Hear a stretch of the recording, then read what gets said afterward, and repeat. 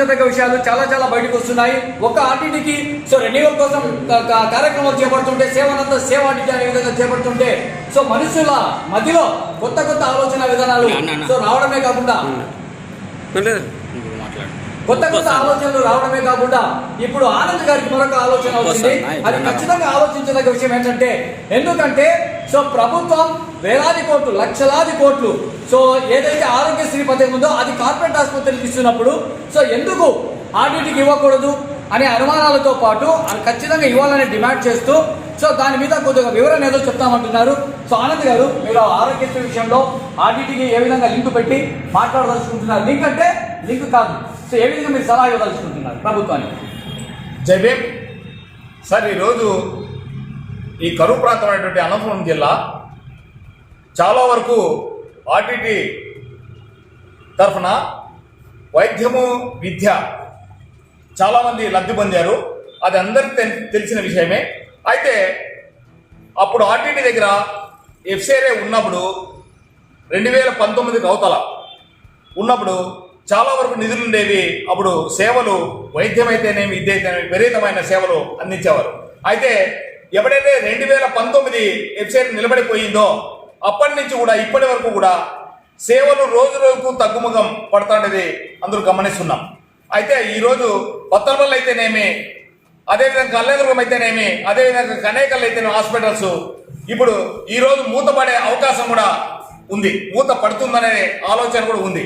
అయితే నేను చెప్పేది ఒకటే, ప్రభుత్వానికి డిమాండ్ చేసేది ఒకటే, బహుజనుల తరఫున, బహుజన రాజకీయ పార్టీల తరఫున, అదేవిధంగా బహుజన రాజ్యాధికార జేఏసీ తరఫున, ఈ 1000 కిలోమీటర్ల పాదయాత్ర తరఫున నేను చంద్రబాబు నాయుడుకి కూటమి ప్రభుత్వం ఒకటే చెప్తున్నాం.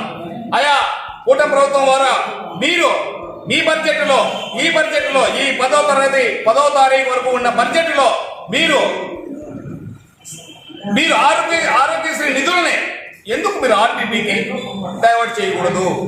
ఎందుకు మీరు ఆర్టీటీ మా ఆరోగ్యశ్రీ ప్రభుత్వం ద్వారా వచ్చే ఈ ఆరోగ్యశ్రీ నిధులని మేము బత్తలూరు హాస్పిటల్కి, కళ్యాణదుర్గం హాస్పిటల్కి, అదేవిధంగా కనేకల్ హాస్పిటల్కి మేము అందజేస్తామని ఎందుకు మీరు మాట్లాడడం లేదు? అయితే అక్కడ పేదవాళ్ళు వైద్యం చేసుకోకూడదా, వాళ్ళు ఆరోగ్యాలు చూపించుకోకూడదా అనే ఉద్దేశం ఆమెది.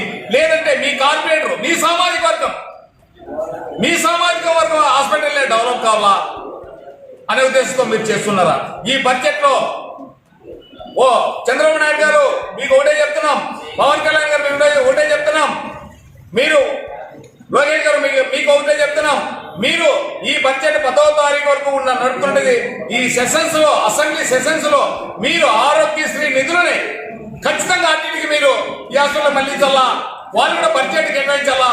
ఆ బడ్జెట్ కేటాయిస్తే ఆర్టీటీ మళ్ళీ బతుకుతుంది. ఎఫ్సిఐ అంత ఆశామాషంగా లేదు.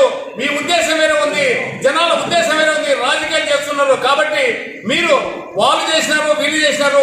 జగన్ గవర్నమెంట్ లో దాదాపు 3000 కోట్ల బకాయిలు ఆరోగ్య నిధులు నిలబెట్టని చెప్పారు.